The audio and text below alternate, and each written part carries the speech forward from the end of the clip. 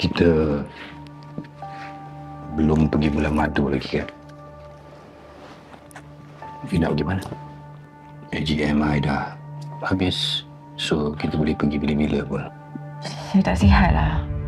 Daripada awak heret saya pergi sini pergi sana. Apa kata awak hantar saya pergi klinik? Saya nak minta ubat. Ubat apa? You ni kan, you muda. Tak ada sakit apa pun. Sebenarnya ni, you punya mindset ni, you setting betul-betul. Manusia ni, otak dia 1.5 kilogram. Dalam otak manusia tu ada 10 billion file yang dinamakan neuron. Tapi kalau you fikir positif, everything akan jadi okey. Ya?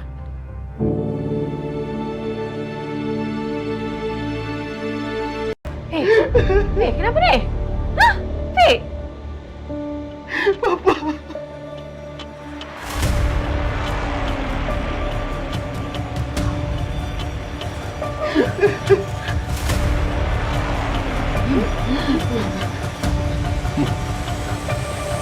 Tengok.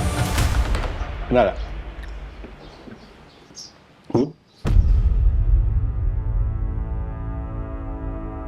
Tu Kamal. Dia yang nak tembak I masa sidang media tu. Tengok apa jadi pada musuh I. Mati kata? You tak suka ke musuh I mati ni? Saya sakit lah. Tolonglah bawa saya pergi klinik.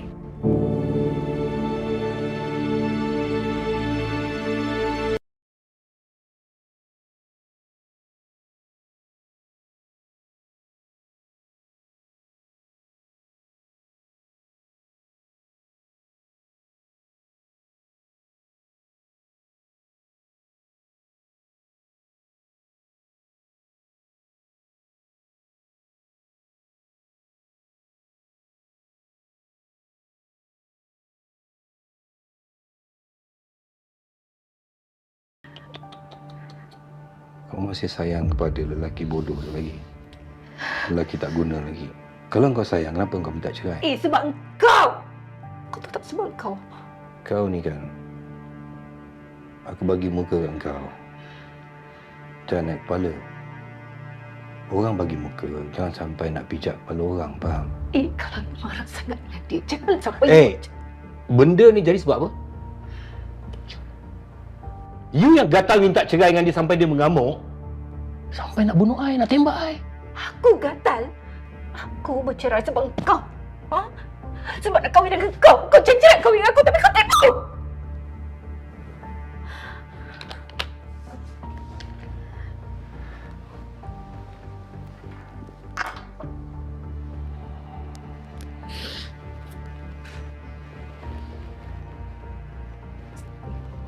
Kau boleh jangan hipokrit tak?